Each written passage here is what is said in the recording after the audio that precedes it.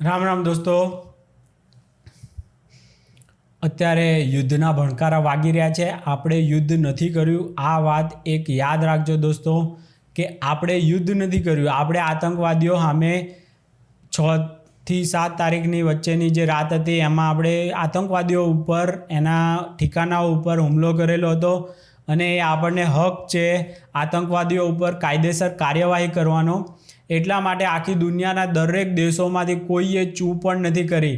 નહીંતર અત્યાર સુધી કેટલાય આપણને કહેતા હોત કે તમે આવી કાર્યવાહી શા માટે કરીને આવું બધું. કારણ કે આ વસ્તુ આતંકવાદ ઉપર ઝીરો ટોલરન્સ રાખવો એ આખી દુનિયાનો એક આદર્શ રસ્તો છે. એટલે આપણે એનો જ યુઝ આપણે કર્યો છે. આપણે પાકિસ્તાન ઉપર જરા પણ કાર્યવાહી નહોતી કરી, પણ પાકિસ્તાનને ખબર છે કે એની આર્મી અને એનો ટેરરિસ્ટ આતંકવાદી બે એક જ છે. એટલે આપણે જ્યારે આતંકવાદી ઉપર હુમલા કર્યા એટલે આજે એની આર્મી તરફથી આપણને ઉપર હુમલા કરવામાં આવી રહ્યા છે, જેના જડબાતોડ જવાબ આપણી આર્મી હવે આપશે અને આપે જ છે, ચાલુ જ છે. એના માટે બધી જ જાતની સામ દામ દંડ ભેદ બધું ચાલુ છે દોસ્તો. પણ આવા ટાઈમમાં એક સૌથી મોટું જે લડાઈ હોય છે ને એ દેશની અંદર પણ લડાતી હોય છે દોસ્તો. આ અત્યારે જેટલા પણ તમને લાગતા હોય કે બહુ દેશ મોટા ભક્ત છે, બહુ મોટા દેશભક્ત છે, બહુ મોટા અવાજ ઉઠાવવાવાળા પત્રકારો છે, આ બધા દોસ્તો એજન્ડાધારી અને એમના એજન્ડાથી કામ કરવાવાળા લોકો છે. અત્યારે તમને લાગે કે આ દેશભક્ત છે ને આમ છે તેમ છે, પણ એ લોકોનો શું એજન્ડા હોય, ક્યારે એ પાકિસ્તાનના ખોળામાં બેસી અને એમનું કામ કરવા માંડે ને એ આપણને કોઈને ખબર ના પડે. એટલા માટે બહુ જરૂરી છે કે એક સત્ય ઘટના ઇતિહાસમાં બનેલી જે યુદ્ધ વખતે અને એ યુદ્ધની જે ઘટના છે ને એ તમને થોડીક જણાવી દઉં. અત્યારે જેટલા બાજારૂ પત્રકારો છે એ કે પછી ભારતના કોઈ પણ નાગરિકો છે એ લોકોએ સેના પર કે સરકાર પર કોઈ સવાલ ના કરવા જોઈએ. શા માટે? ઇતિહાસની આ સત્ય ઘટના પરથી સમજી જાઓ. ફોકલેન્ડ આઇલેન્ડને જીતવા માટે 1982માં આર્જેન્ટિનાના રાષ્ટ્રપતિ લિયોપોલ્ડોએ બ્રિટન સામે યુદ્ધ કરી નાખેલું દોસ્તો. આ ફોકલેન્ડ આઇલેન્ડ જીતવા માટે ફોકલેન્ડ આઇલેન્ડ જીતવા માટે આર્જેન્ટિનાએ 1982માં બ્રિટનની સામે યુદ્ધ કરેલું. તો બ્રિટનની ત્યારે સ્થિતિ એકદમ સારી નહોતી દોસ્તો, ભયંકર મંદીમાં હતું એ. આ યુદ્ધમાં એક નાનકડો દેશ આર્જેન્ટિના એક પછી એક બ્રિટનના 6 યુદ્ધ જહાજોને તોડી ચૂક્યો હતો. આખા બ્રિટનમાં બોમ્બમારો થઈ રહ્યો હતો. બ્રિટનના સૈનિક બહુ મોટી સંખ્યામાં મરી રહ્યા હતા. એવું લાગી રહ્યું હતું કે હવે 2-3 અઠવાડિયામાં જ આ લડાઈ આર્જેન્ટિના બ્રિટનની સામે જીતી જશે દોસ્તો. એ સમયે બ્રિટનની પ્રધાનમંત્રી હતા માર્ગરેટ થેચર. થેચર માટે આ યુદ્ધ જીતવા માટે જીવવા મરવાનો પ્રશ્ન થઈ ગયો હતો. કોઈ પણ રીતે આ યુદ્ધને તે જીતવા માગતી હતી, કારણ કે બ્રિટનને ઇજ્જતનો પણ સવાલ હતો દોસ્તો. પરંતુ આર્જેન્ટિના સામે લડવું ઘણું મુશ્કેલ હતું. આર્જેન્ટિનાની સૌથી મોટી તાકાત હતી તેનું યુદ્ધ જહાજ ARA જનરલ બેલ્ગ્રાનો. આ યુદ્ધ જહાજ બ્રિટનની સેના ઉપર તાળામાર ભૂક્કા બોલાવી રહ્યું હતું. ખરેખર બ્રિટનની સૌથી મોટી મુસીબત એ હતી કે ARA જનરલ બેલ્ગ્રાનો કયા લોકેશન ઉપરથી મિસાઇલનો મારો કરે છે ને એ બ્રિટનની સેનાને ખબર નહોતી પડતી. અને આર્જેન્ટિનાની આ જ સૌથી મોટી સફળતાની સીડી હતી. આર્જેન્ટિનાનું ARA જનરલ બેલ્ગ્રાનો એક એવું યુદ્ધ જહાજ હતું જે 80% લડાઈ એ પોતે એકલું લડી રહ્યું હતું અને પાછું જીતી રહ્યું હતું દોસ્તો. થેચરને હવે સમજાઈ ગયું કે બ્રિટન હવે યુદ્ધ હારવાની સ્થિતિમાં આવી ગયું છે. પછી બ્રિટને એક પ્રોપોગેન્ડા કર્યો. બ્રિટનના એક અધિકારીએ મીડિયાને બોલાવીને એક પ્રેસ કોન્ફરન્સ કરી અને દુનિયાને એવું ખોટું કહી દીધું કે આર્જેન્ટિનાનું સૌથી મોટું અને સૌથી શક્તિશાળી યુદ્ધ જહાજ ARA જનરલ બેલ્ગ્રાનોને ઉડાવી નાખવામાં આવ્યું છે અને હવે આ યુદ્ધ બ્રિટન લગભગ જીતી ચૂક્યું છે. આવું જૂઠ ચલાવવામાં આવ્યું દોસ્તો. તો આ બાજારું મીડિયા જે રહીને એણે આ સમાચાર આર્જેન્ટિનામાં પહોંચાડી દીધા અને આર્જેન્ટિનાની અંદર પણ બાજારું મીડિયા હતું. આર્જેન્ટિનાની અંદર દેશ વિરોધી તત્વો હતા. આર્જેન્ટિનાની અંદર વિપક્ષ એવું હતું હરામખોર. એણે ત્યાંના રાષ્ટ્રપતિને સવાલો કરવાનું શરૂ કરી નાખ્યું કે જો તમે યુદ્ધ હારી ચૂક્યા છો તો અમને ખોટા આશ્વાસન કેમ આપો છો કે આપણે જીતવાના છીએ, ખાલી ખોટી આશાઓ શું કામ બંધાવો છો અમારા દેશવાસીઓને. આવા બધા સોફ્ટ પોઈઝન ધીમે ધીમે વધારવા માંડ્યું આ લોકો. રાષ્ટ્રપતિ લિયોપોલ્ડો અને આર્જેન્ટિનાની આર્મીએ વારંવાર કહી દીધું કે યુદ્ધ જહાજને કાંઈ નથી થયું, યુદ્ધ જહાજને કોઈ નુકસાન નથી થયું, એ લડી રહ્યું છે અને કોઈ ટેન્શન લેવાની જરૂર નથી, આપણે જીતવાના જ છીએ.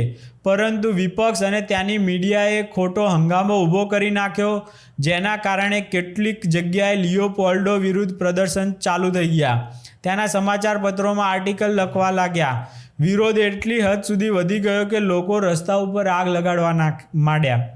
છેવટે સેના એટલે કે આર્મી અને સરકાર ઉપર ખૂબ દબાણ આવી ગયું, એટલે રાષ્ટ્રપતિ લિયોપોલ્ડોએ પોતાના સૌથી મોટા અને સૌથી શક્તિશાળી યુદ્ધ જહાજ એઆરએ જનરલ બેલ્ગ્રાનોની સાચી જાણકારી, યુદ્ધ જહાજ કઈ તૈયારીઓ સાથે અને કયા લોકેશન ઉપર છે એ બધી જ વિગતો એણે જણાવી દીધી.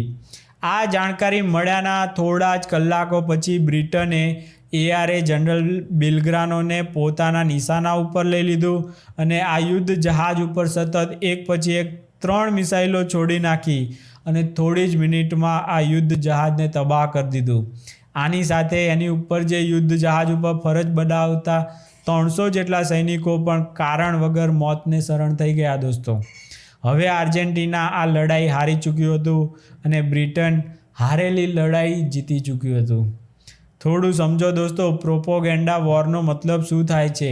આ યુદ્ધ જહાજને બ્રિટિશ સેના ત્યારે જ તોડી પાડી શકી જ્યારે તેમણે પોતાના પ્રોપોગેન્ડા વોરથી આર્જેન્ટિનાની સરકારને મજબૂર કરી નાખી કે તે પોતાના દેશમાં એ ચોખવટ કરે કે તેનું યુદ્ધ જહાજ ડૂબ્યું તો નથી ને, જો હેમખેમ હોય તો કઈ જગ્યાએ છે. યુદ્ધ વખતે પ્રોપોગેન્ડા વોર પણ દેશની જરૂરિયાત હોય છે. આ વાત આપણે ક્યારે સમજશું દોસ્તો. ભારતીય સેનાનું મનોબળ ઓછું કરવાવાળા અને પાકિસ્તાનનું મનોબળ વધારવાવાળા કોઈપણ સમાચાર તમારી પાસે આવે ને તો આગળ ફોરવર્ડ ના કરશો. યુદ્ધ સમયે સરકાર અને સેનાને સવાલ ના પૂછી શકાય, ભલે પછી સરકાર બીજેપીની હોય, કોંગ્રેસની હોય કે કોઈ પણ XYZની હોય. સવાલ પૂછવા માટે બીજી પણ ઘણી તકો આવશે દોસ્તો. આશા કરીએ છીએ કે તમે આ જાણકારી લોકો સુધી પહોંચાડશો અને દેશને જેની અત્યારે જરૂર છે તે વાત બધા જ પોતાની ફરજ સમજીને આ વસ્તુ કરશો દોસ્તો. બધા ખાસ ધ્યાન રાખજો કે બાજારૂ મીડિયા, રવીશ કુમાર, વિપક્ષ, આ લોકો જે દેશ વિરોધી તત્વો છે, જે કોંગ્રેસ તો પાકિસ્તાનના ખોળામાં બેહેલું દેખાતું હોય ઘણીવાર. ગયા વખતે તમને ખબર છે સાબિતી માગવા માટે કોંગ્રેસના જ બધા ઉલડીને આવતા હતા અને આ વખતે પણ આપણા ગુજરાતના જ એક મોટા ધારાસભ્ય છે કોંગ્રેસના, એણે છે ને ટ્વીટ ડિલીટ કરી. એટલી હરામી કક્ષાની એ હદ સુધી એ પણ ઉતરી ગયા હતા દોસ્તો, જેવું ઓપરેશન સિંદૂર થયું ને ત્યારે. તો આવા તો ઘણા દેશ વિરોધી તત્વો છે જે અત્યારે પોતાની અંદર રહેલો પાકિસ્તાન પ્રેમ છે ને દબાવીને બેઠા છે. એ રાહ જોઈ રહ્યા છે પ્રોપોગેન્ડા વોર ચાલુ કરવાની. એ ઘણા આવનારા નજીકના ટાઈમમાં કરવા માંડશે. કારણ કે યુદ્ધમાં શું થાય દોસ્તો, બધાને નુકસાન થાય. પાકિસ્તાનને થાય, આપણને પણ થાય. શેર માર્કેટ તૂટી જશે તો તરત હાય તોબા મચાવશે કે શેર માર્કેટ તૂટી ગયું, આમ થઈ ગયું, આટલું નુકસાન થઈ ગયું, મોંઘવારી વધવા માંડી, કોઈ જગ્યાએ પેટ્રોલ ના મળતું હોય એવું થાય, વીજળી કાપ થવા માંડે. તો આવું બધું ઘણું બધું થશે ને એમાં છાતી પીટી અને તમને લોકોને બીવડાવશે, તમને લોકોને સરકાર વિરોધી કરવા માટે એરિયાએ દાણા નાખવાનું શરૂ કરી નાખશે દોસ્તો. ત્યારે બધા જેટલા સમજુ છે એ તો સમજવાના જ છે, પણ જે પોતાની અંદર મોદી વિરોધ લઈને બેઠા છે એ લોકો પછી દેશ વિરોધ પણ થઈ જશે એમનાથી. તો આવું બધું ના થાય ને એ માટે ખાસ બધાને હાથ જોડીને વિનંતી છે. અને બાજારૂ મીડિયા આવું કરે ને ત્યારે તમે એનો વિરોધ કરજો, જેથી કરીને આ હરામખોરો એની અંદર રહેલો આપણી હિન્દુ વિરોધ છે, એ લોકોની અંદર દેશ વિરોધ છે, એ બધો એનો ઉભરો કાઢી ના જાય દોસ્તો. એ એમનો પ્રોપોગેન્ડા કરી અને જીતી ના જાય ને એ બહુ જરૂરી છે આવા ટાઈમે પણ. આ ખૂબ જ જરૂરી છે. અત્યારે તો લાગશે દોસ્તો કે વાહ, આ પણ અત્યારે આપણી આર્મીની સાથે છે, આપણા દેશની સાથે છે. આ લોકો તો નહોતા પણ અત્યારે આપણી સાથે છે, એ લોકો પણ વધાવી લેતા હશે અત્યારે, પણ જ્યારે યુદ્ધ થવા માંડશે અને બહુ બધી સમસ્યાઓ આવવા માંડશે. આ યુદ્ધ દોસ્તો આપણે શરૂ નથી કર્યું. આ એક વાત ક્લિયર રાખજો. આપણે આતંકવાદીઓ ઉપર કાર્યવાહી કરેલી, પણ પાકિસ્તાનની આર્મી શું સમજે છે કે આતંકવાદી અને આર્મી અમે બંને એક જ છીએ એવું હવે સમજાઈ ગયું દોસ્તો. કારણ કે વળતો જવાબ આર્મી તરફથી આવે છે, આતંકવાદીઓ તરફથી નથી આવતો. તો આર્મી જે વળતો જવાબ આપે છે તો એમાં હવે ઘણા બધાનો ભોગ લેવાય છે, જવાનો શહીદ થાય છે. ગઈ વખતે આપણું પુલવામા એટેકનો બદલો લેવા માટે આપણે શરૂઆત કરેલી, તો દોસ્તો આપણું એક વિમાન ત્યાં ક્રેશ થઈ ગયું અને અભિનંદન ત્યાં પકડાઈ ગયો હતો. તો પછી આખો આપણે યુદ્ધ કરવા જઈ રહ્યા હતા, પાકિસ્તાને સબક શીખવાડવા જઈ રહ્યા હતા, એના બદલે આખો જ નેરેટિવ બદલાઈ ગયો અને અભિનંદનને પાછો લાવો, અભિનંદનને પાછો લાવોની આપણે રટ ચાલુ કરી નાખેલી. તો દોસ્તો આવા તો કેટલાય અભિનંદન કુરબાન થવા માટે તૈયાર હશે, પણ પછી આપણે લાગણીમાં વધારે આવી ના જઈએ અને જે વસ્તુ આર્મીને કરવાની છે એને આપણે માર્ગદર્શન આપણે પણ આપવાનું નથી. આપણે હવે શું એ કરશે, શું એને કરવું જોઈએ, આર્મીને શું કરવું જોઈએ, મોદીને શું કરવું જોઈએ, આવું બધું આપણે શીખવાડવાવાળા કોઈ નથી. એ પણ આપણે ધ્યાન રાખીએ, આપણી જવાબદારી શું છે એ આપણે નિભાવીએ ને, એનાથી વધારે કાંઈ જ કરવાની જરૂર નથી. આપણે સારામાં સારી રીતે આ પ્રોપોગેન્ડા વોર કોઈ પણ જાતના થતા હોય ને તો એમાં સામેલ ના થઈએ ને, એ સૌથી જરૂરી છે. કારણ કે આમાં મોંઘવારી પણ વધવાની થશે, કારણ કે યુદ્ધમાં બધું જ આવું બધું હાઈક થાય જ. મોંઘવારી વસ્તુઓ આવતી અહીંયા બંધ થઈ જાય.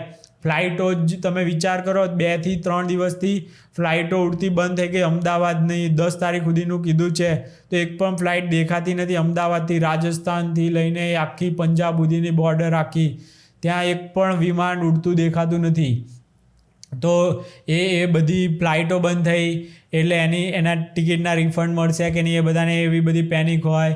આ પછી ભાડા વધી જશે ફ્લાઇટોના, બીજી જગ્યાએ ટ્રાફિક વધી જશે. મુંબઈથી અમદાવાદ જેને જવાનું હોય, અમદાવાદવાળા હોય, મુંબઈ ઉતરે તો મુંબઈથી અમદાવાદ જાય. આવું બધું ઘણું બધી પરેશાનીઓ થવા માંડશે.